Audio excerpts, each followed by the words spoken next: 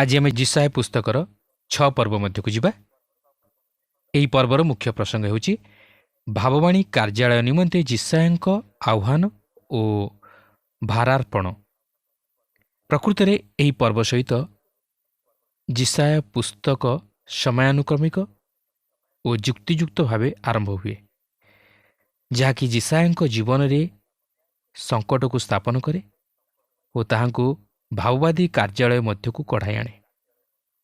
एतद् व्यतीत ताहांकर जीवनर कौनसी लिखित विवरणी किंवा ईश्वर सहित ताहांकर संपर्क नहीं कौनसी लिखित विवरणी आम्मानक पाखरे नाही। उसिया राजांकर मृत्युरे ताहांकर प्रचार कार्य आरंभ होला। जिसाय प्रभुंकर दर्शन लाभ कले। प्रथम 4 पद मध्यरे जिसाय प्रभुंकर जो दर्शन लाभ कले तहिरे प्रभुंकर समय, स्थान, व्यक्तित्व, महिमा और पवित्रता परिलक्षित हुए। तेज देखु 6 पर्वर प्रथम पदरे यहपर लेखा अछि, उसिया राजा मृत हेबा वर्ष मु प्रभु को एक उच्च और उन्नत सिंहासन रे उपविष्ट देखिली। ताहांक राजवस्त्रर अंचल मंदिर को परिपूर्ण कला।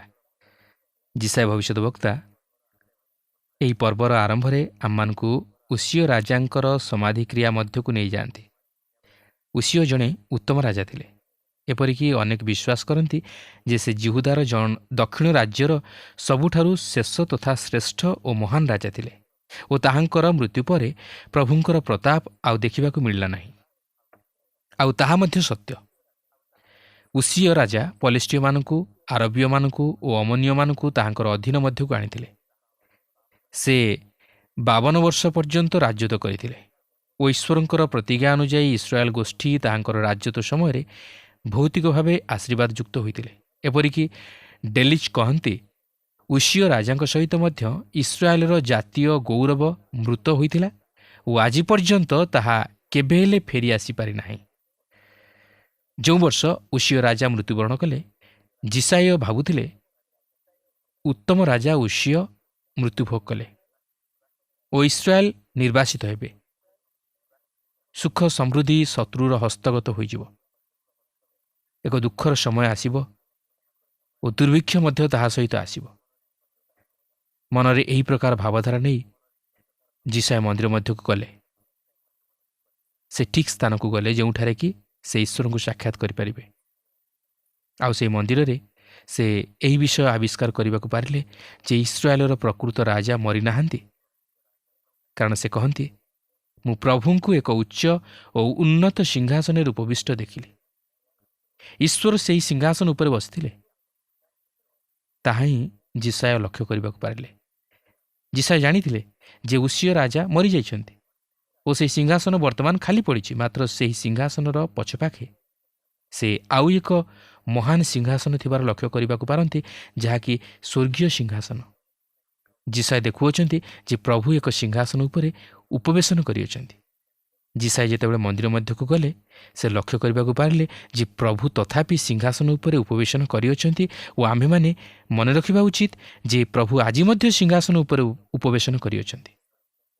से आमानकर प्रार्थना और निवेदन सब शुणती और उत्तर मध्य प्रदान करती। से तथापि चमत्कार विषय मान साधन करुअछन्ति। से जेतेबेले मंदिर मध्य को गले से आउ एक विषय आविष्कार कले। आउ ताहा हेउछि जे से उच्च और उन्नत सिंहासन उपविष्ट ताहांकर राजवस्त्रर अंचल मंदिर को परिपूर्ण कला। ताही होछि द्वितीय विषय जहाँकि आमे ईश्वर विषय आविष्कार करने आवश्यक। ईश्वर उच्च और उन्नत सिंहासन उपविष्ट और से पाप सहित आपोष मिलामिशा करती नहीं, कारण से पवित्र ईश्वर। 6 पर्वर 2 पदरे लेखा अछि, ताहांक निकटरे सराफगण ठिया हेले। से प्रत्येकर 6 पक्ष थिला। प्रत्येक 2 पक्षरे आपणा आपणा मुख आच्छादन कले। 2 पक्षरे चरण आच्छादन कले और 2 पक्षरे उड़िले। एही सराफगण ईश्वरंग सिंहासनर चतुर्पार्श्वरे थिले। एमाने सृष्ट वार्तावाहक माने, जहाँकि पवित्र धर्मशास्त्र मध्यरे एठारे केतेकंकु प्रकाश करा जायछि। एमानक विषय नहीं सेपरी विशेष किसी जना नहीं। मात्र एमाने जीवंत प्राणी, जहाँकि आमे जिहिजिकल और प्रकाशित वाक्य मध्य एमानक विषय नहीं लक्ष्य करने को पारिबा। जिसायଙ୍କ दर्शन रे एही सराफगण ईश्वरंकर पवित्रता को सुरक्षा करुअछन्ति। ଈଶ୍ୱର ଉଚ୍ଚ ଓ ଉନ୍ନତ ସିଂହାସନରେ ଉପବିଷ୍ଟ। ଈଶ୍ୱର ମନ୍ଦତା ସହିତ କେବେ ହେଲେ ଆପୋଷ ମିଳାମିଶା କରିବେ ନାହିଁ। ସେ ମୋ ଜୀବନରେ କିମ୍ବା ଆପଣଙ୍କ ଜୀବନରେ ମନ୍ଦତା ସହିତ ସାମିଲ ହେବେ ନାହିଁ କି ଆପୋଷ ମିଳାମିଶା କରିବେ ନାହିଁ। ତାଙ୍କ ନିକଟରେ କୌଣସି ମନ୍ଦତା ସ୍ଥାନ ପାଏ ନାହିଁ, କାରଣ ସେ ପବିତ୍ର ଈଶ୍ୱର। ଈଶ୍ୱର କହନ୍ତି ଯେ ସେ ପାପକୁ ଘୃଣା କରନ୍ତି ଓ ସେ ଏହାକୁ ଏହି ଜଗତରୁ ଦୂର କରିଦେବାକୁ ଓ ବିନାଶ କରିଦେବାକୁ ଚାହାନ୍ତି, କାରଣ ସେ ଉଚ୍ଚ ଓ ଉନ୍ନତ ସିଂହାସନରେ ଉପବିଷ୍ଟ। ଆପଣ ଓ ମୁଁ ଆମେ ତାହାଙ୍କ ସମ୍ମୁଖରେ ନତମସ୍ତକ ହେବାକୁ ଯାଉଅଛୁ। ଯିଶାଇ ଯେତେବେଳେ ତାହାଙ୍କୁ ଦର୍ଶନ କଲେ, ସେତେବେଳେ ତାହାଙ୍କ ମୁଖ ତଳକୁ ହୋଇଗଲା। ସେ ଈଶ୍ୱରଙ୍କର ପବିତ୍ରତା ଓ ଧାର୍ମିକତା ନିକଟରେ ନିଜକୁ ଅତି ହୀନ ମନେ କଲେ। ମାତ୍ର ଈଶ୍ୱର ତାହାଙ୍କୁ ଆହ୍ୱାନ କଲେ। ସେ ମଧ୍ୟ କହନ୍ତି ଯେ ସେ ଆପଣଙ୍କର ବନ୍ଧୁ ଓ ସେ ଆପଣଙ୍କୁ ଉଦ୍ଧାର କରିବେ। ମାତ୍ର ଆପଣଙ୍କୁ ତାହାଙ୍କର ନିକଟବର୍ତ୍ତୀ ହେବାକୁ ଅଛି। ଆପଣଙ୍କୁ ତାହାଙ୍କ ପୁତ୍ର ପ୍ରଭୁ ଯୀଶୁଖ୍ରୀଷ୍ଟଙ୍କଠାରେ ବିଶ୍ୱାସ କରିବାକୁ ହେବ। ସେଥିପାଇଁ ଯୋହନ 14 ପର୍ବର 6 ପଦରେ ପ୍ରଭୁ ଯୀଶୁ କହନ୍ତି, ମୁଁ ପଥ, ସତ୍ୟ ଓ ଜୀବନ। ମୋ ଦେଇ ନ ଗଲେ କେହି ପିତାଙ୍କ ନିକଟକୁ ଯାଇପାରେ ନାହିଁ। ଏହାପରେ 3 ପଦରେ ଲେଖା ଅଛି, ଆଉ ସେମାନେ ପରସ୍ପର ଡାକି କହିଲେ, ସୈନ୍ୟାଧିପତି ସଦାପ୍ରଭୁ ଧର୍ମମୟ, ଧର୍ମମୟ, ଧର୍ମମୟ। ସମୁଦାୟ ପୃଥିବୀ ତାହାଙ୍କ ମହିମାରେ ପରିପୂର୍ଣ୍ଣ। ଏହା ଈଶ୍ୱରଙ୍କର ପବିତ୍ରତା ଓ ମହିମାକୁ ପ୍ରକାଶ କରେ। ସେ ଉଚ୍ଚ ଓ ଉନ୍ନତ ସ୍ଥାନରେ ଉପବିଷ୍ଟ ଓ ଆମେ ଯଦି ତାହାଙ୍କୁ ସେହି ସ୍ଥିତିରେ ଲକ୍ଷ୍ୟ କରିବା, ତାହେଲେ ଏହା ଆମ୍ଭମାନଙ୍କୁ ନିଚତର ଜୀବନଯାପନରୁ ଉଦ୍ଧାର କରିବ। ଆମେ ନିଜର ଦୁର୍ବଳତା ସବୁକୁ ଜାଣି ଈଶ୍ୱରଙ୍କ ନିକଟରେ ନତମସ୍ତକ ହୋଇ ତାହାଙ୍କୁ ଗୌରବ ଦେଇପାରିବା। ଆଜି ଅନେକ ଲୋକ ଈଶ୍ୱରଙ୍କୁ ଅତି ସାଧାରଣ ସ୍ତରରେ ରଖି ତାହାଙ୍କ ସହିତ ଯେଉଁପରି ଇଚ୍ଛା କରନ୍ତି ସେପରି ବ୍ୟବହାର କରନ୍ତି। ସେମାନେ ମନରେ ଭୟ ମଧ୍ୟ କରନ୍ତି ନାହିଁ। କିନ୍ତୁ ଆମମାନେ ସେପରି କରିବା ଉଚିତ ନୁହେଁ। ଆମ୍ଭେମାନେ ସିଧାସଳଖ କେବେ ହେଲେ ଈଶ୍ୱରଙ୍କ ପବିତ୍ର ଉପସ୍ଥିତି ମଧ୍ୟକୁ ଅବାଧରେ ପ୍ରବେଶ କରିପାରିବା ନାହିଁ। ମାତ୍ର ଖ୍ରୀଷ୍ଟଙ୍କ ମଧ୍ୟ ଦେଇ ଆମମାନଙ୍କୁ ତାହାଙ୍କର ନିକଟବର୍ତ୍ତୀ ହେବାକୁ ହେବ, ଯେହେତୁ ସେ ଆମମାନଙ୍କ ନିମନ୍ତେ ସେହି ପବିତ୍ରତା ଓ ଧାର୍ମିକତା ସାଧନ କରିଅଛନ୍ତି। ତେଣୁ ଆମମାନେ ଯେତେବେଳେ ସେହି ଖ୍ରୀଷ୍ଟଙ୍କଠାରେ ରହୁ, ସେତେବେଳେ ଆମେ ସେହି ଖ୍ରୀଷ୍ଟଙ୍କ ମଧ୍ୟ ଦେଇ ଈଶ୍ୱରଙ୍କଠାରେ ଗୃହୀତ ହେଉ। ପ୍ରଭୁ ଯୀଶୁଖ୍ରୀଷ୍ଟ ମଧ୍ୟ ଅତି ସ୍ପଷ୍ଟ ଭାବେ ପ୍ରକାଶ କରିଅଛନ୍ତି ଯେ ମୋ ଦେଇ ନଗଲେ କେହି ପିତାଙ୍କ ନିକଟକୁ ଯାଇପାରେ ନାହିଁ। ପ୍ରିୟ ବନ୍ଧୁ, ଆଜି ଆମେ ଈଶ୍ୱରଙ୍କୁ କେଉଁପରି ସ୍ଥାନରେ ରଖିଛୁ? ଆଜି ଆମେ କେଉଁପରି ଭାବେ ତାହାଙ୍କର ନିକଟବର୍ତ୍ତୀ ହେବା ପାଇଁ ଚେଷ୍ଟା କରୁଛୁ? କିନ୍ତୁ ଆମେ ଖ୍ରୀଷ୍ଟଙ୍କ ବ୍ୟତୀତ ଅନ୍ୟ କୌଣସି ଉପାୟରେ ପବିତ୍ର ଈଶ୍ୱରଙ୍କର ସାନ୍ନିଧ୍ୟ ଲାଭ କରିପାରିବା ନାହିଁ। 4 ପଦରେ ଲେଖା ଅଛି, ସେତେବେଳେ ଘୋଷଣାକାରୀର ରବରେ ଦ୍ୱାର ସମ୍ମୁଖ ସ୍ଥାନର ମୂଳଦୁଆ କମ୍ପିତ ହେଲା ଓ ଗୃହ ଧୂମରେ ପରିପୂର୍ଣ୍ଣ ହେଲା। ସେହି ଘୋଷଣାକାରୀ ହେଉଛନ୍ତି ସରାଫଗଣ, ଯେଉଁମାନେ କି ଈଶ୍ୱରଙ୍କର ପବିତ୍ରତାର ବିଷୟକୁ ଘୋଷଣା କରୁଥିଲେ। ତେବେ ଏହା ଯିଶାୟଙ୍କ ଉପରେ କି ପ୍ରକାର ପ୍ରଭାବ ପକାଇବାକୁ ଯାଉଅଛି, ଆସନ୍ତୁ ତାହା ଲକ୍ଷ୍ୟ କରିବା। 5 ପଦରେ ଲେଖା ଅଛି, ତେବେ ମୁଁ କହିଲି, ହାୟ ହାୟ, ମୁଁ ନଷ୍ଟ ହେଲି, କାରଣ ମୁଁ ଅଶୁଚି ଓଷ୍ଠାଧର ବିଶିଷ୍ଟ ମନୁଷ୍ୟ ଓ ମୁଁ ଅଶୁଚି ଓଷ୍ଠାଧର ବିଶିଷ୍ଟ ଗୋଷ୍ଠୀ ମଧ୍ୟରେ ବାସ କରୁଅଛି। ତଥାପି ମୋହର ଚକ୍ଷୁ ସୈନ୍ୟାଧିପତି ସଦାପ୍ରଭୁ ରାଜାଙ୍କୁ ଦେଖିଅଛି। ଯିଶାୟ ଏହି ଅନୁଭୂତି ପ୍ରାପ୍ତ ହେବା ପୂର୍ବରୁ ସେ ଈଶ୍ୱରଙ୍କର ଲୋକ ଥିଲେ। ମାତ୍ର ତଥାପି ଏହା ତାହାଙ୍କ ଜୀବନକୁ ଅତି ଚମତ୍କାର ଭାବେ ପ୍ରଭାବିତ କରିଥିଲା। ଏହି ପ୍ରକାର ଦର୍ଶନ ପ୍ରତି ଯିଶାୟଙ୍କ ମନର ପ୍ରତିକ୍ରିୟା ବୈପ୍ଳବିକ ଥିଲା। ସେ ଈଶ୍ୱରଙ୍କ ଉପସ୍ଥିତି ମଧ୍ୟରେ ନିଜର ଜୀବନକୁ ଦେଖନ୍ତି। ସେ ନିଜର ଆତ୍ମିକ ଜୀବନର ସ୍ଥିତିକୁ ଲକ୍ଷ୍ୟ କରନ୍ତି।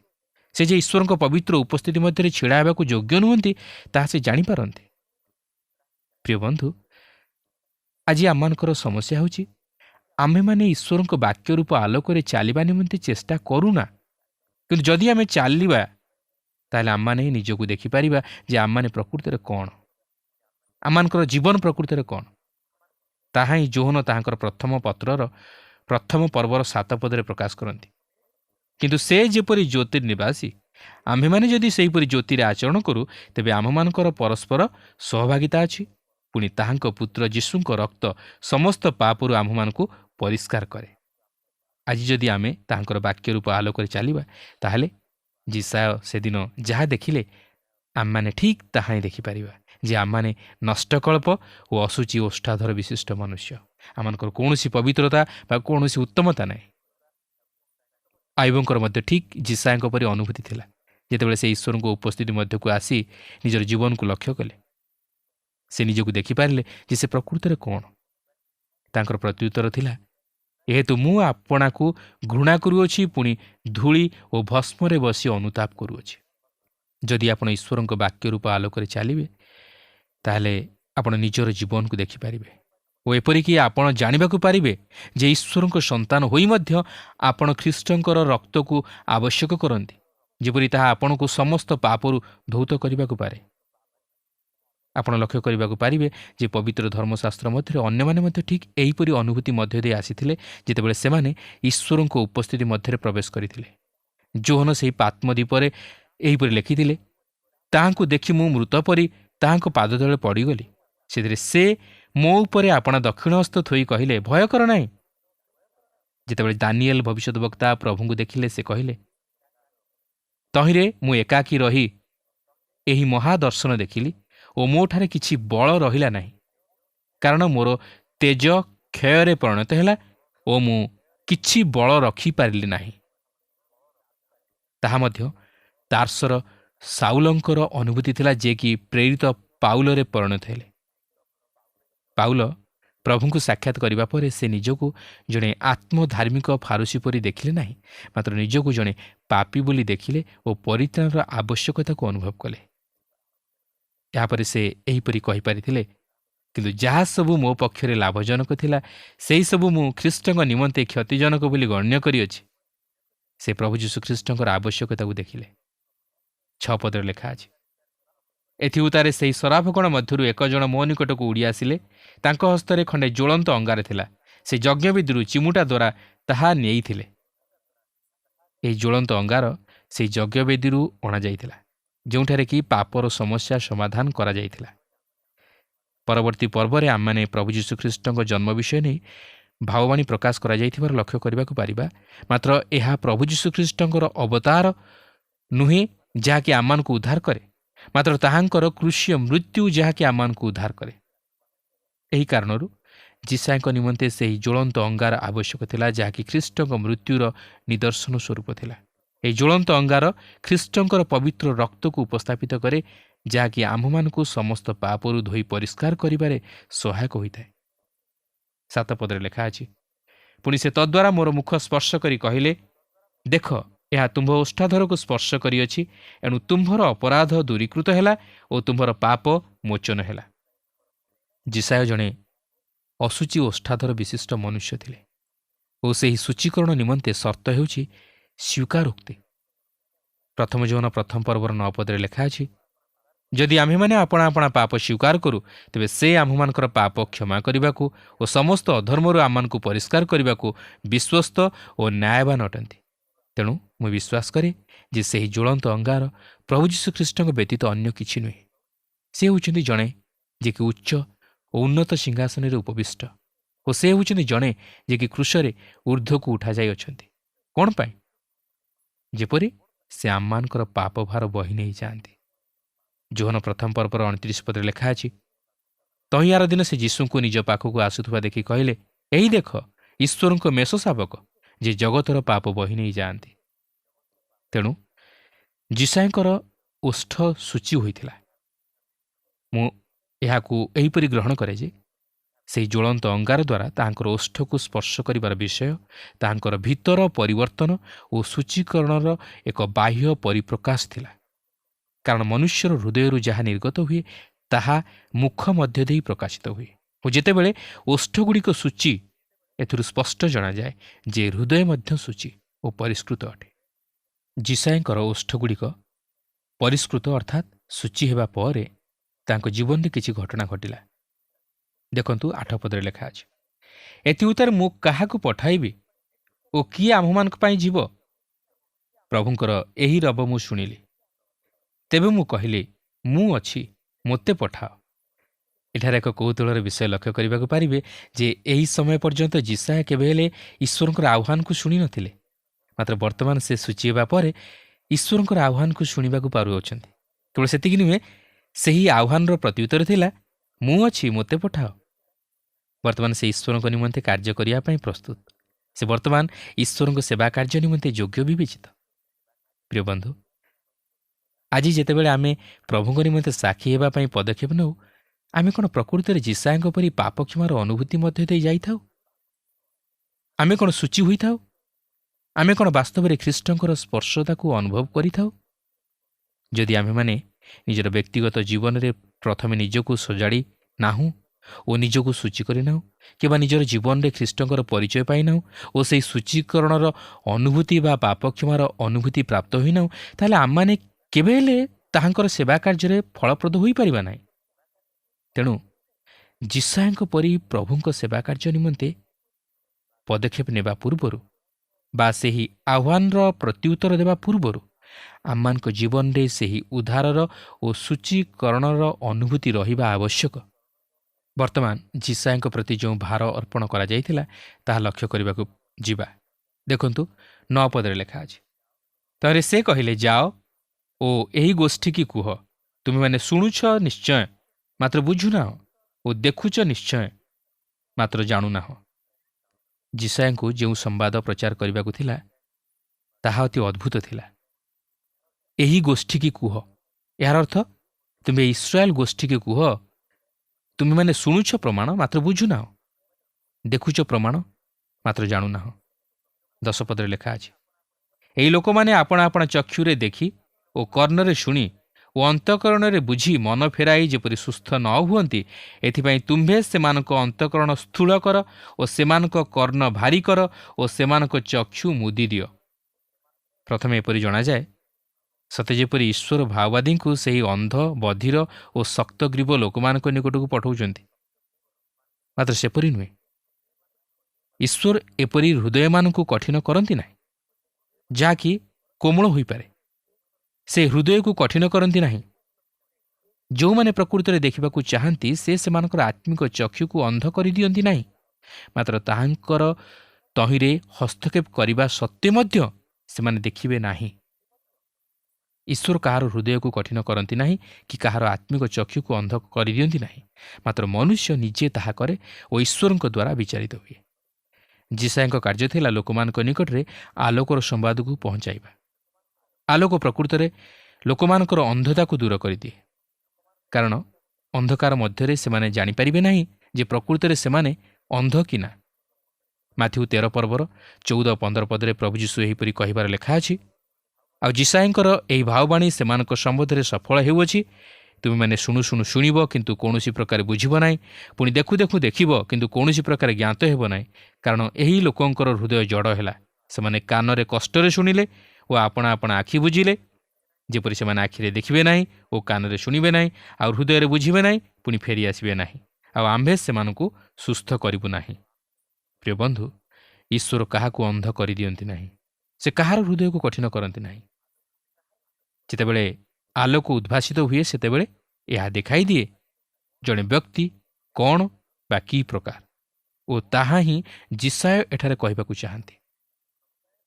ସେଥିପାଇଁ ପ୍ରଭୁ ଯୀଶୁ ଏହି ଅଂଶଟିକୁ ଯିଶାୟ ପୁସ୍ତକ ମଧ୍ୟରୁ ଆଣି ଏହି ସ୍ଥାନରେ ଉପସ୍ଥାପିତ କରିଅଛନ୍ତି, ସେମାନଙ୍କର ଅନ୍ଧତାକୁ ଦେଖାଇ ଦେବା ନିମନ୍ତେ, ସେମାନଙ୍କର ଅସୁଚିତାକୁ ଦେଖାଇ ଦେବା ନିମନ୍ତେ, ସେମାନଙ୍କର କଠିନ ହୃଦୟକୁ ଦେଖାଇ ଦେବା ନିମନ୍ତେ। ପାଉଲ 2 କରିନ୍ଥୀୟ 2 ପର୍ବର 14 ପଦରୁ 16 ପଦ ମଧ୍ୟରେ ଏହିପରି କହନ୍ତି, କିନ୍ତୁ ଈଶ୍ୱରଙ୍କର ଧନ୍ୟବାଦ ହେଉ, ସେ ସବୁବେଳେ ଆମମାନଙ୍କୁ ଘେନି ଖ୍ରୀଷ୍ଟଙ୍କଠାରେ ବିଜୟ ଯାତ୍ରା କରୁଅଛନ୍ତି, ଆଉ ସବୁ ସ୍ଥାନରେ ତାହାଙ୍କ ଜ୍ଞାନରୂପ ସୁବାସ ଆମ୍ଭମାନଙ୍କ ଦ୍ୱାରା ପ୍ରକାଶ କରୁଅଛନ୍ତି। କାରଣ ପରିତ୍ରାଣ ପାଉଥିବା ଓ ବିନାଶ ହେଉଥିବା ଲୋକମାନଙ୍କ ମଧ୍ୟରେ ଆମେମାନେ ଈଶ୍ୱରଙ୍କ ଦୃଷ୍ଟିରେ ଖ୍ରୀଷ୍ଟଙ୍କର ସୁଗନ୍ଧ ସ୍ୱରୂପ, ଏକ ପକ୍ଷର ଲୋକଙ୍କ ପ୍ରତି ମୃତ୍ୟୁଦାୟକ ଓ ଅନ୍ୟ ପକ୍ଷର ଲୋକଙ୍କ ପ୍ରତି ଜୀବନଦାୟକ ସୁବାସ ସ୍ୱରୂପ। ଆଉ ଏହି ସମସ୍ତ ନିମନ୍ତେ କିଏ ସମର୍ଥ? ପ୍ରିୟ ବନ୍ଧୁ, ଆମେ ଯଦି ଖ୍ରୀଷ୍ଟଙ୍କ ବିଷୟରେ ଜାଣି ଓ ଶୁଣି ତାହାଙ୍କୁ ଅଗ୍ରାହ୍ୟ କରୁ, ତାହେଲେ ଏଥି ନିମନ୍ତେ ଈଶ୍ୱର ଦାୟୀ ନୁହନ୍ତି।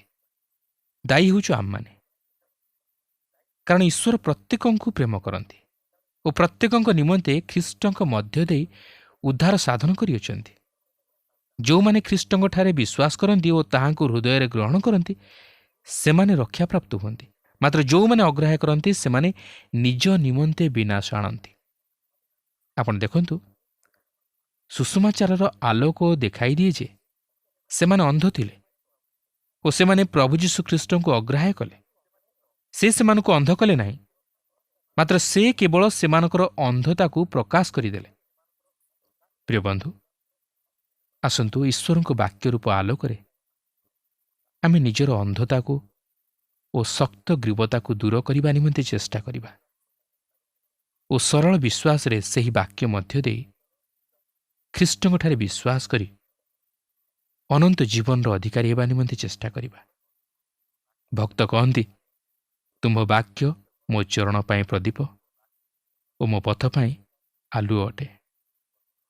ପ୍ରିୟ ବନ୍ଧୁ, ଏହି ଅନ୍ଧକାରମୟ ଜଗତରେ ଚାଲିବାକୁ ହେଲେ ଆମମାନଙ୍କୁ ଈଶ୍ୱରଙ୍କର ବାକ୍ୟ ରୂପ ଆଲୋକ ନିତାନ୍ତ ଆବଶ୍ୟକ। ଯଦି ଈଶ୍ୱରଙ୍କ ବାକ୍ୟ ରୂପକ ଆଲୋକ ଆମମାନଙ୍କ ପାଖରେ ନାହିଁ, ତାହେଲେ ଆମମାନେ ଏହି ଅନ୍ଧକାରମୟ ଜଗତ ମଧ୍ୟରେ ଝୁଣ୍ଟି ପଡ଼ିବା ଏବଂ ମୃତ୍ୟୁର ସମ୍ମୁଖୀନ ହେବା। ବିନାଶର ପଥରେ ଚାଲିଯିବା, ଅନ୍ଧକାରର ପଥରେ ଚାଲିଯିବା, ଯାହାର ଶେଷରେ ରହିଛି କେବଳ ମୃତ୍ୟୁ, ଅନନ୍ତ ବିନାଶ। ତେଣୁ ଆସୁ, ସମୟ ଥାଉ ଥାଉ ଈଶ୍ୱରଙ୍କର ବାକ୍ୟ ରୂପକ ଆଲୋକରେ ନିଜକୁ ସଜାଡ଼ି ସେହି ଆଲୋକର ପଥରେ ଅଗ୍ରସର ହେବା ନିମନ୍ତେ ପଦକ୍ଷେପ ନେଉ। ପ୍ରଭୁ ଆମ ପ୍ରତ୍ୟେକଙ୍କୁ ଆଶୀର୍ବାଦ କରନ୍ତୁ।